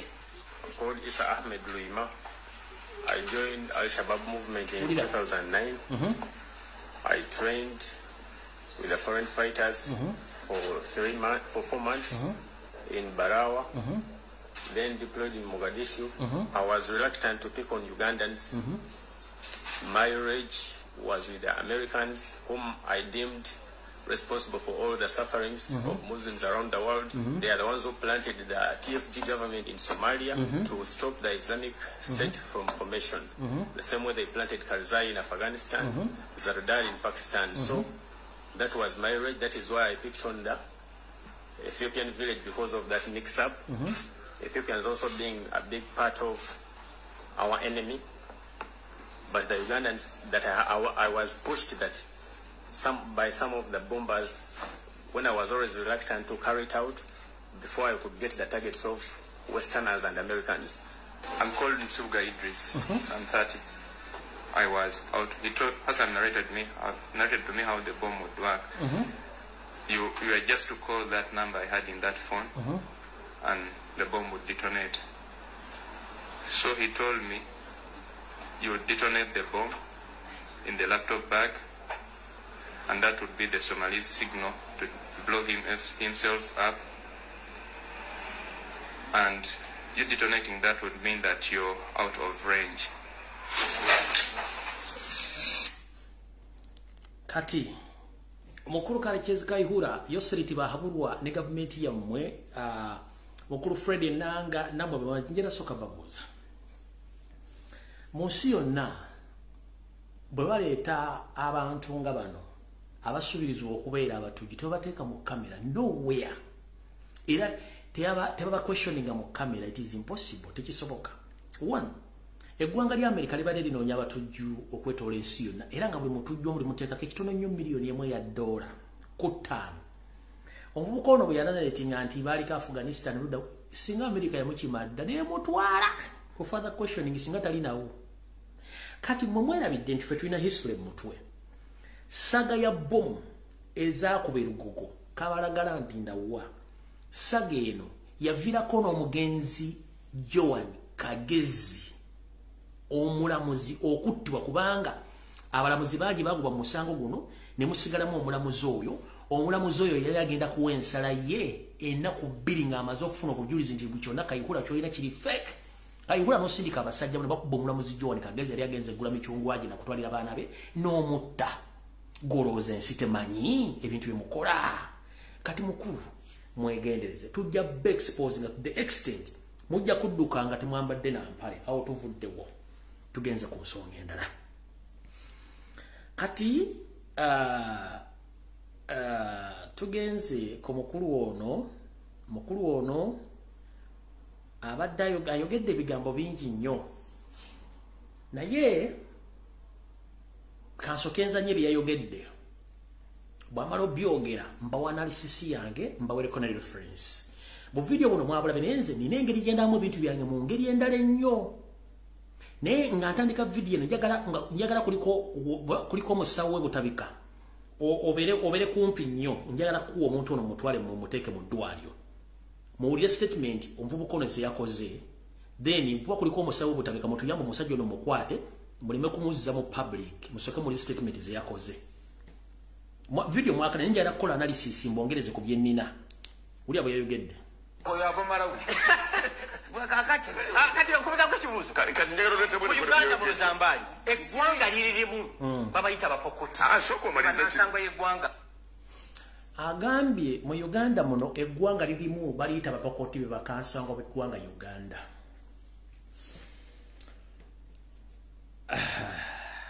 Omukulu ono simanyi ennaku zino banywa mwenge ki. Naye abeebutabika bwe mba munoonya balalu mwandiise omwami ono ng'obudde bukyali mu mutwale. Bw'abanga tamanyi history wa ggwanga Uganda n'agamba nti abapokoti bannansangwa bannannyini Uganda mutwale omwami ono ng'obudde bukyali kubanga alina ebizibu. Kiki ekimufuula omulalu nga sineyongere one. Omwami ono ffenna tuli balalu mu nsi yonna ffenna ba human beings we are crazy or we are mad. But in different way. Fena tuli balalu naye ku mitendera ki. Niyo omwami n'eddalu likulidde ddala. One. Ekisinga omutawaanya ye kennyini ali confused teyemanyi ani. Ekyokubiri. Omwami ono yalina ebirowoozo bingi nnyo mu mwana we. Naye n'atuzaalire omuyiri enkwayaaju omuyaaju. Kanaba nga yakola totolos kati aina depression oba aina depression wa mwanyi na zishanta na muimba kati agachumba aina depression oba chetwani depression aina depression kubanga omwana gwe yazala nkwayaaju yazala omuyayu yazala omuyiri yakola totolos kati yone stress yawo ekirala ekyokubanga tayina mukazi nga tasobola kumanaginga mukazi kimuwa obuzibu ekisembayo talina mulimu ekitaba na mulimu kimutawaanya tamanyi ani teyembanyi. In fact okuba dressingira omwami ono bulungi omwami ono alinga madinda ga mpale mwenna bamwine empale zirika amadinda empale bagitunga bulungi nnyo nekutula mu kiwato bwe tuuka wano wakati mu mpata neyawukana kati wansi eri wabeera amadinda abiri kuliko erya kkono n'erya ddyo kati Gashumba endowooza ye ya ddinda lya mpale yalaba eddinda liri ku left nga yali ku right bafaanagana ne buli omu atambula mu direction yiye kati Gashumba alowooza nga ddinda empale epeno mu kiwato nga nnungi nnyo bagitunze yambadde bw'otuuka wano wamumpatanya wakati neeyawukana ne kubeerako left and right kati ye katugambe nti oba yeeyisa eddinda lya left oba lwa right kati ye alaba amadinda gano gali ku mpale yemu gafaanagana naye gaawukana nnyini mpale waba gyambadde kati ali paralelo mu ntegeera ye yajawukana mu ntegeera ye saalinga eddinda ly'empale bwato bwali yalaba afaanagana n'abantu amu naye ng'ate totally they are different in understanding and reasoning capacity people are totally different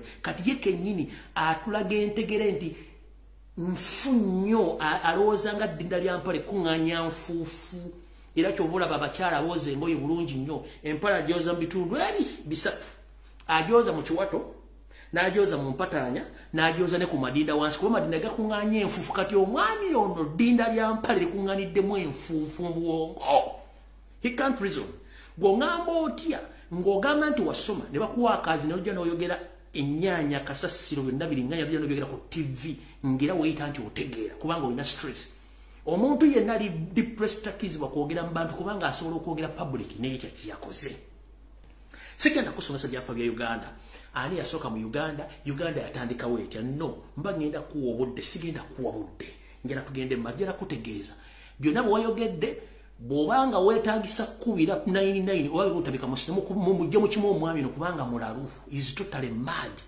insane mulalu yennyini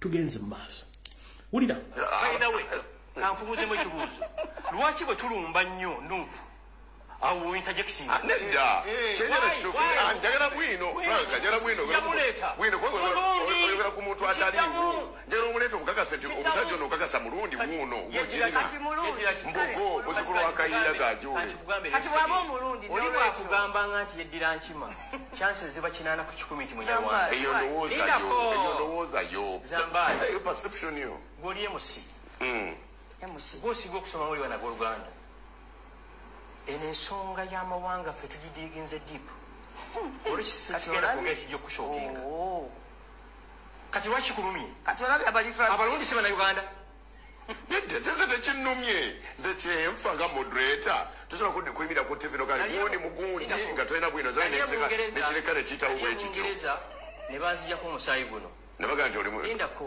basobola okugulaninga emyaka 306 wavaawa njagala Kyagulanyi bwe bakuzuula wavaawa omanyi yenava Palestine olwe Palestine yes kati gwina obujulizi kati bwotalaninga kumusayo mbadde nkunyonyola kasita owulira omuntu nga yeddira nte nga yazaalibwa mu Buganda oyo munyarwanda kasita owulira nti yeddira Mpologoma munyarwanda kasita owulira nga yeddira Nkima munyarwanda kasita owulira nti Wambogo todda mu kubuuza okay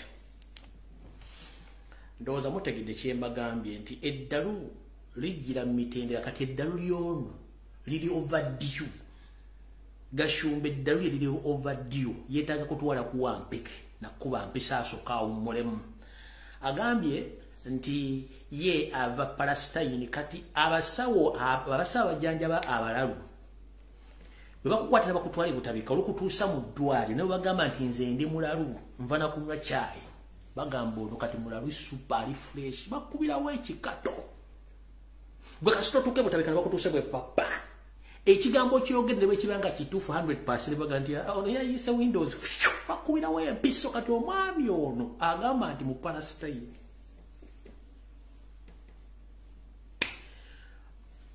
maapu y'ensi yonna hagimanyi abasajja ba Asia basangibwa mu Asia abasajja ba America basangibwa mu America abasajja aba European basangibwa mu Europe abasajja abawarabu basangibwa mu nsi z'abawarabu content ya Middle East abafrika basangibwa mu kukoloka lwa Africa kati mukulu kitaawo ya mu Palestine kuva ddi. The problem is too much masturbation, always a problem. Gashumba It is medically tested that too much masturbation is always a problem. You fail to get a woman to get married. So the more you get used to masturbation, these are the results. These are the results. Too much masturbation is always a problem. So, man, wait till the zengo good debuchari. Woko saka sabuli bisere bisingo yika windows kati yuchumbo yika windows ne byogera to chabimanyi. Aparasitani bafananga gwe. Waji gwe. Aparasitani bafananga gwe. Gwe. Mutabani wa Antonio. Ngala Antonio yita maji yava. Kati hey. No gamba nchagula nyolundi. Bagambe leta profito jirina. No menye bikabya Uganda no gamba ntya abalundi bana Uganda n'abanyarwanda bana Uganda. Kati njana kubuza makuru. Simanyi lwaki temukkiriza ekyo kyemuli. Mwe bagayimwe mulakinga self confidence because mumanyi we muli mu kifo kikyamu. And I'm not sorry for this. Mulakinga self confidence ate temumatira na kimulina with your boss Museveni. First and foremost, bobo gamba nti oli munyarwanda mu Uganda. Why don't you speak Kinyarwanda? And why don't you practice your culture? And where are you situated in Uganda first and foremost? Bobo oli munyarwanda. Nobody cares that you are Munyarwanda. No, because we are less concerned about you being Munyarwanda. But you are lacking self-confidence. Why do you have to camouflage in people's culture? Then after camouflaging, then you turn against those people or those cultures. You're saying in a group kamwe. Mulakinga self-confidence. First and foremost. Mwajine mugambo li banyankole. Era ne mwogera olunyankole. Muluwogera misana ekyo ne mwogera olunyarwanda. Ekyo kiba kikyamu, you are contradicting yourselves. Ne muve ne mwefuula Baganda. Ne mwogera olugendo lw'ona ebika. Era ne mulimu okufuna comfortability eyo nti tutudde abasajja batwaniriza. Era you are still claiming that you are Rwandese who can't even speak or express yourselves as Banyarwanda. N'olulimi muti olwogera. So wangu oli Munyarwanda, next time jangu ku radio oyogera olunyarwanda and come dressed like Munyarwanda to get self-confidence. But one, you camouflage, after camouflaging, then you turn against those people. Abaku buildings, abakulesaawo. So, mumwine ekizibu kimu. Muli nampa wengwa, muli naga, temuterera mulinga mukagwamu ovulo. Guwera omo nga guzunga nenyini gwe yenyini agufiringa nti guno mukka super. Kubanga mulakinga ekyo. Kanjala kugamba. Fere tulina buzibu n'Abanyarwanda. Abanyarwanda bajja mu Uganda banga ddene. Era baafuuka banna Uganda. Naye mmwe abatasobola kumanyitana n'ekimuliwo kiki ekibatanudde kyetuyita oba kituyite batya obuteebuuzi obutambuza amazzi ekiro. First and foremost, Rwanda is an independent country. Oshtegera. Bwoba uliranga Uganda bakusosola. Pack all your things and get the fuck out of Uganda with immediate effect. If you feel that you are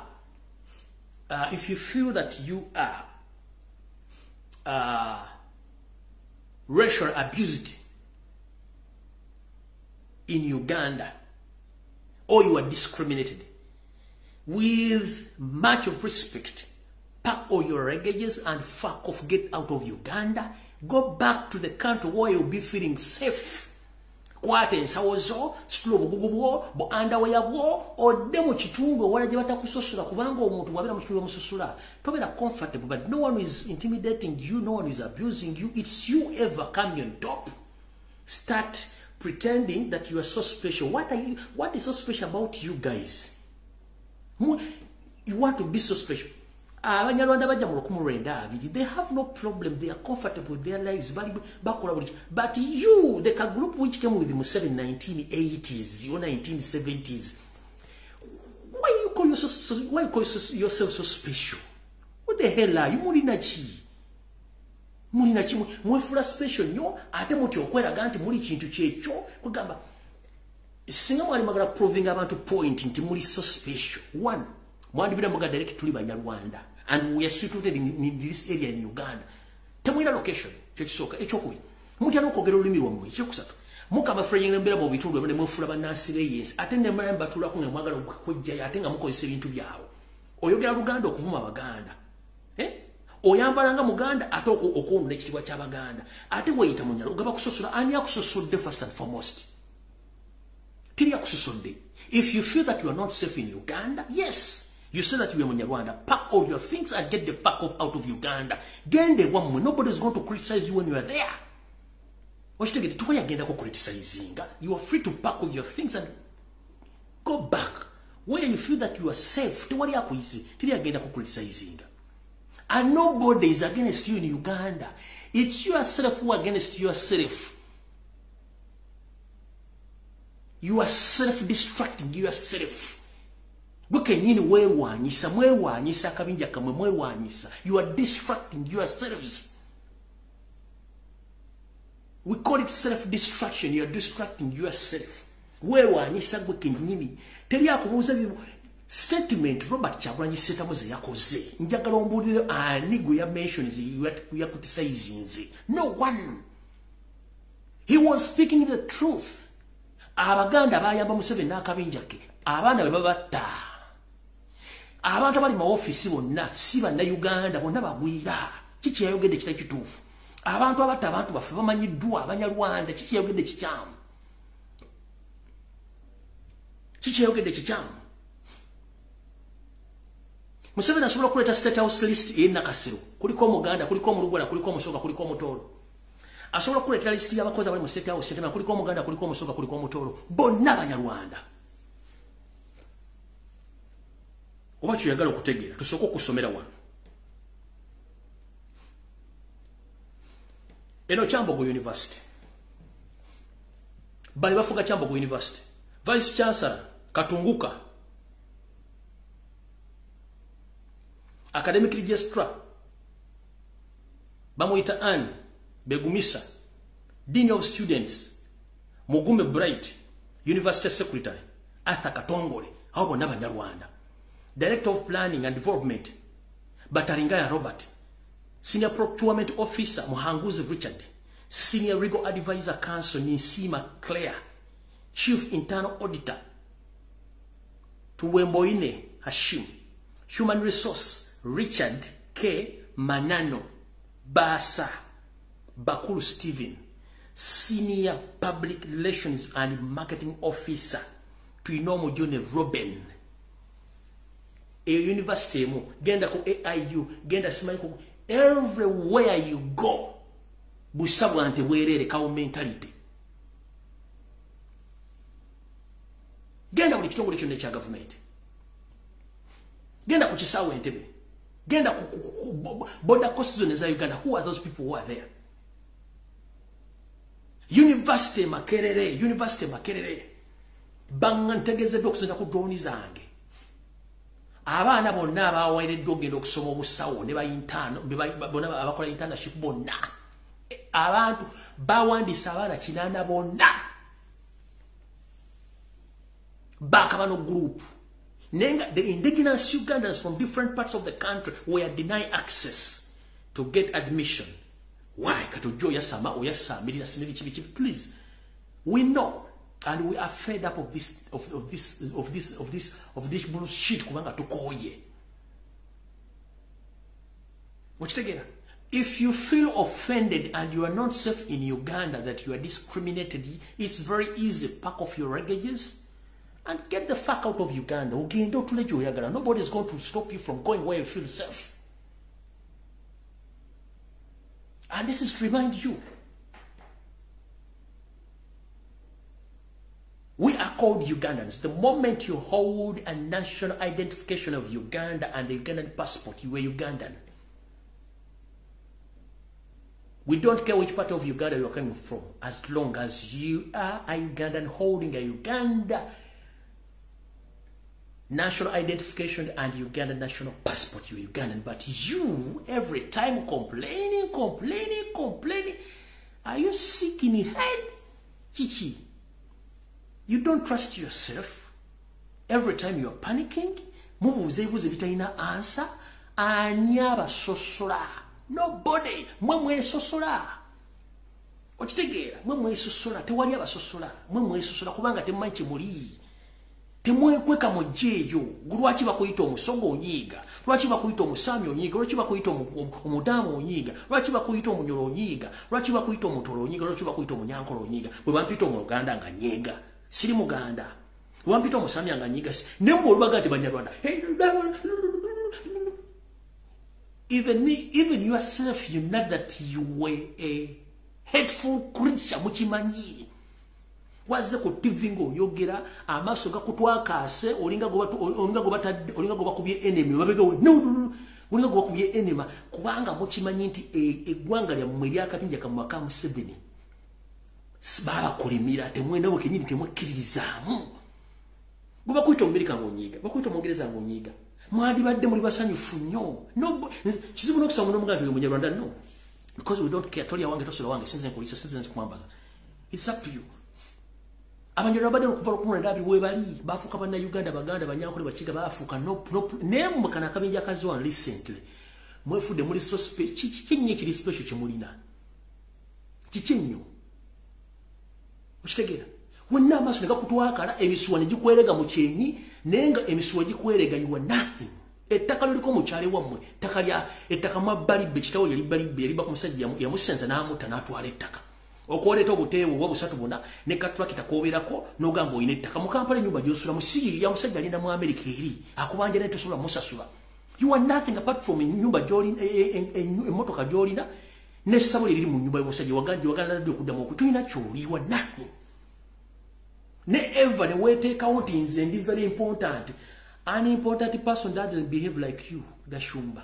An important person doesn't behave like you. And I'm here to ask one question to all those people who came on social media, including the mainstream, start condemning the Chagulanyi. He made a tribal statement on Njara Soka Kuboza. Did he mention any person's name in his statement? No. Where did you get the pain?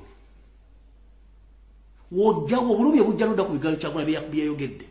N'olyombo nabanja bigayo Chagula byayogedde luma nabanja. Bakogeddeko nabanja. N'olyo ono musajja gwe bayita Simenyi Ofatogabye enkoma za kabuyonje enkadde yeyita minister msimanyi akusosola mwa ani akusosodde Kyofatogabye enkoma za toye enkadde ani akusosodde tewali yakwogeddeko Kyofatogabye enkoma za toye enkadde teri yakwogeddeko gwe obulumi wabujjeruddawa.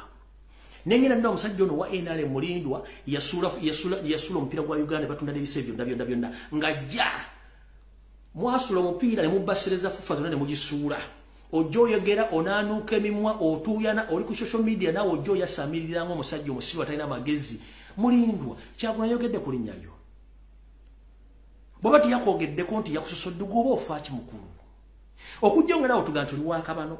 The problem ekizibu kye tulina bwe boogera ku Serukamba yute bakwata ku jjutire abuuka waawe onzise nyiga mpola naye nga wabanyigaga ne teri amukwata ku kati kino gyalira kibagamba ope buli muntu yenna gw'olira nga azze ku social media ng'akoneminga statement kyogeranyiza yakoze wa kabano kabeere nabukeera kabeere mu kiibi kabeere andi tobuuza oyo yaanike kabano bw'oba onojja omusota mu kinnya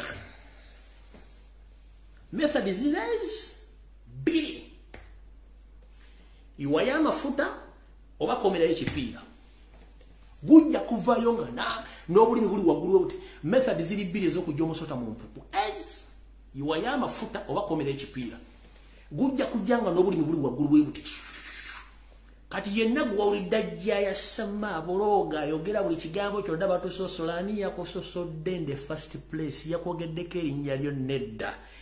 Lwaki okayiriro kamulali gw'otaalidde? Lwaki okayirira kamulali gw'otaalidde? oli ali mulojie ali mukujja kiwojjolo bali mukuyimba nyimba zaabwe babukula Bayibuli ate gojjoteeka okutuuliza bwofuna ebizibu atogenda kunenyani bali ali muloja bawujje biwojjolo oba gwe kenyini yetinkulidde ebizibu kubanga oyagala nnyo okuwuliza okitegeera kati gwe tobuuza owakabano yani ne obanga ayina erinnya Uganda kastori yange mukyagula yasosodde manya nti oyo wakabano beekwese bangi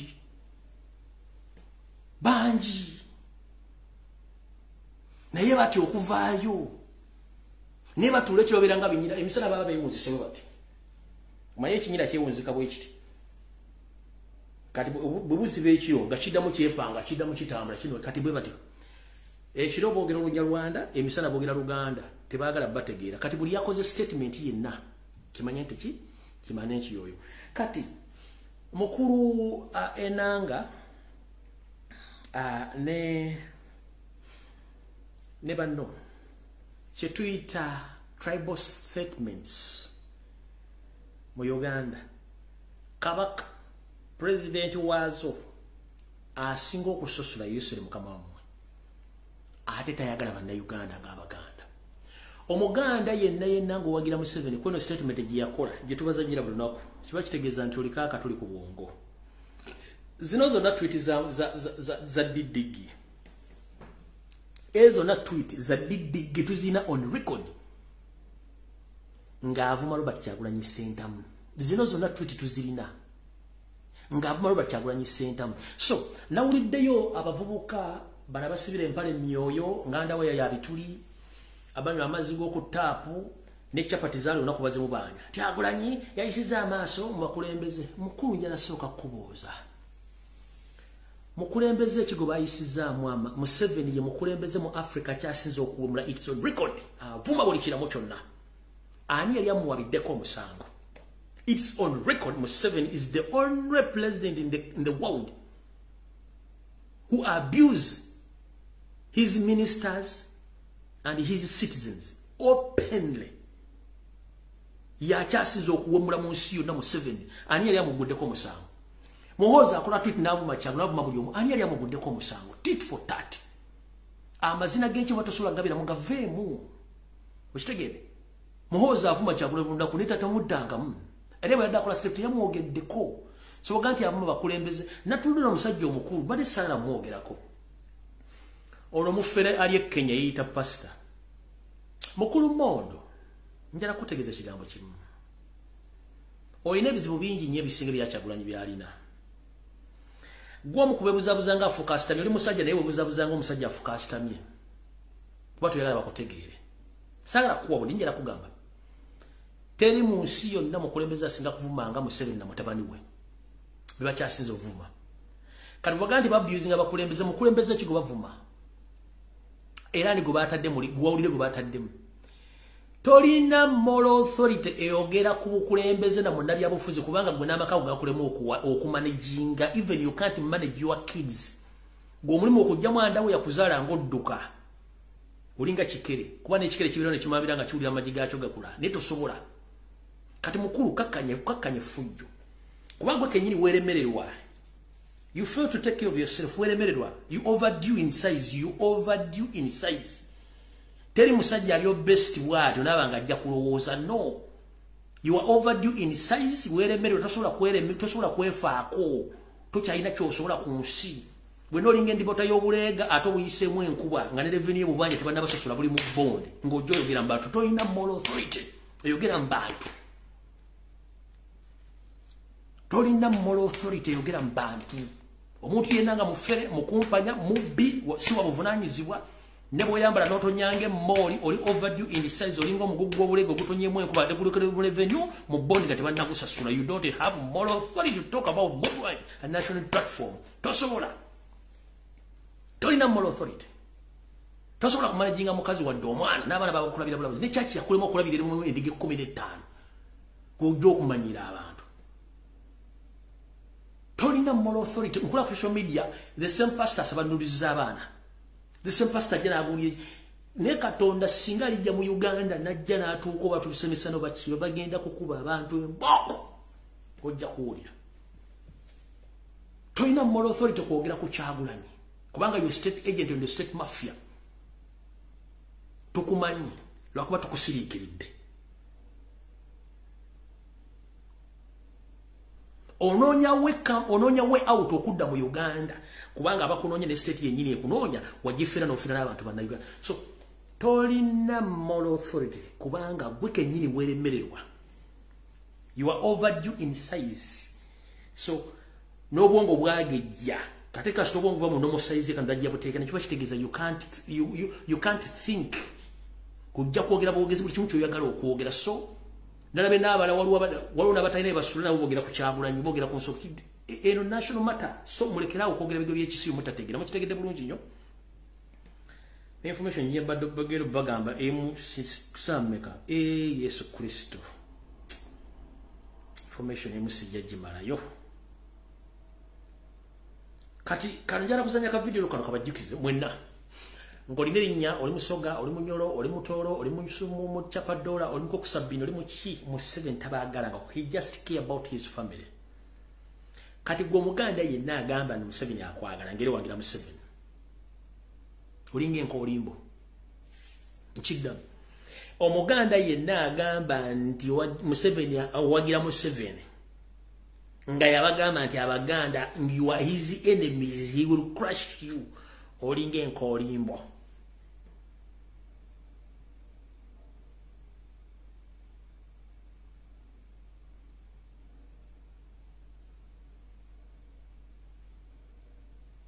Olidde omuganda yenna olubira yogera nti wagira mu 7 nga mu 7 yagamba baganda are his enemies and he will crush them as he used to do.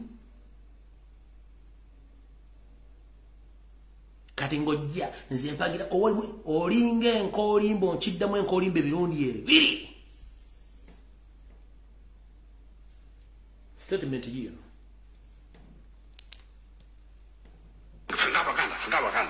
We shall crush those enemies as we have done in the past. As we have done in the past. You preach your nonsense, we shall answer you by what?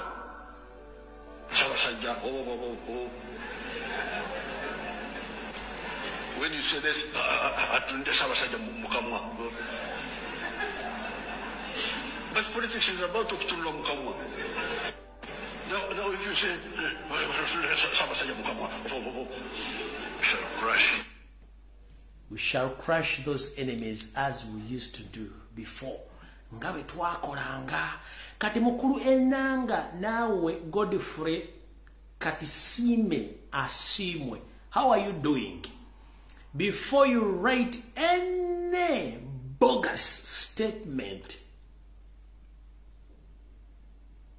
first open a racism discrimination case against the refugee known as Yosei Tibahaburo Tabaisirwa, the son of Karekes, the whom you know that Museveni Kaguta. Ya chasinzo kusosa. Eno statement ya jikola against we Uganda. You think we are stupid? Tumanyi.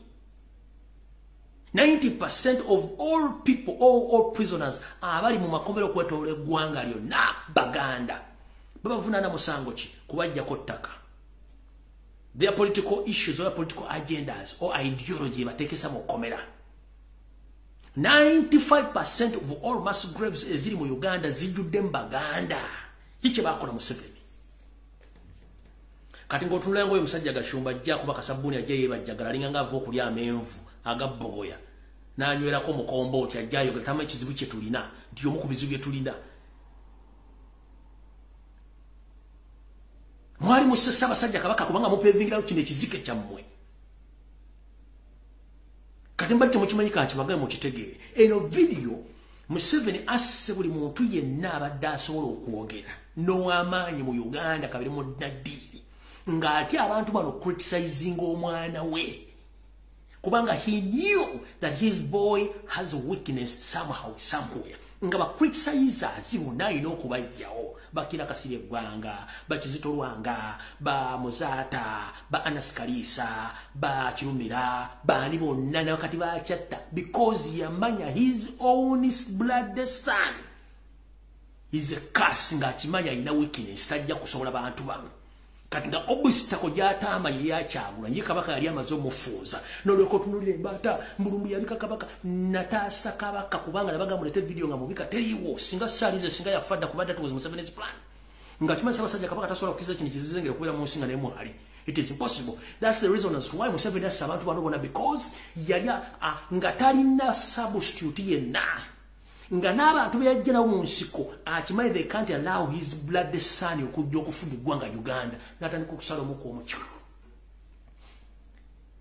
Kati ali ku pressure ensi etegedde ani Muhoozi Kanyirupama is nothing apart from being drunk. Kati ali ku pressure. How are we going to transfer power? To who?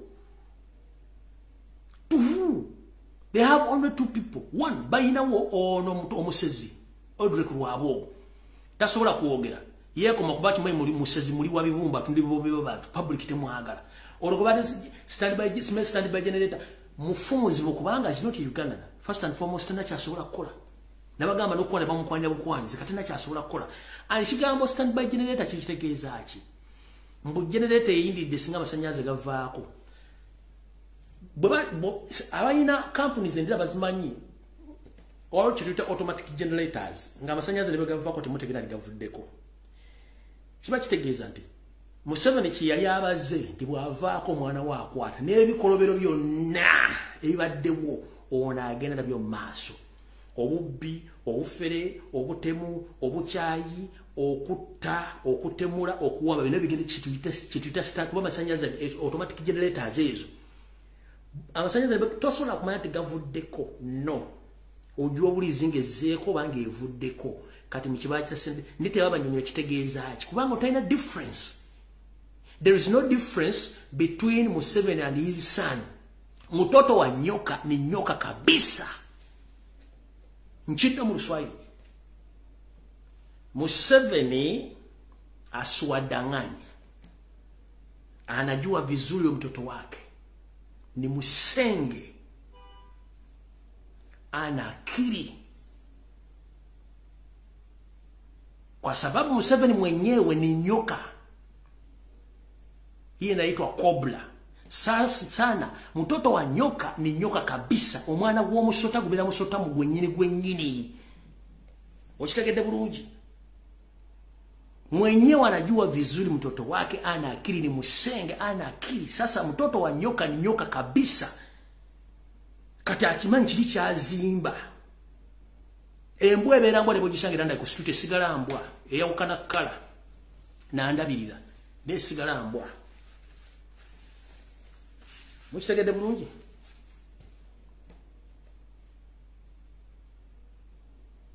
Mukitegedde bulungi?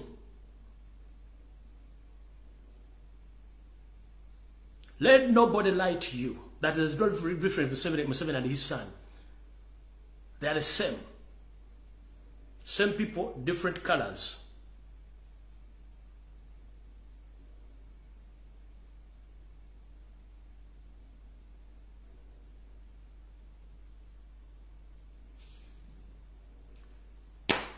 Information ya lero sijibawadde munasonyiwa. Nakwatagana ku Lwokutaano.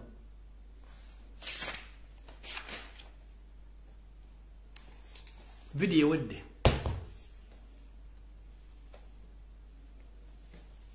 Video wedde mugende mirembe tujasinkana ku Lwokutaano sawa 2 if possible njabba wayine ku masimu ne kati video koze iki video wedde. Assalamu alaikum. Mukaba bankomera takomera mpera mwendo okotola ensi yonna. Tunasinkana kuba twagala kati buli statement yonna nga sinnafundikira mujjeyo videos zoneza Museveni nga avuma Baganda, avuma Abatola, avuma Banyakole, mutandikoze repostinga ku social media ona.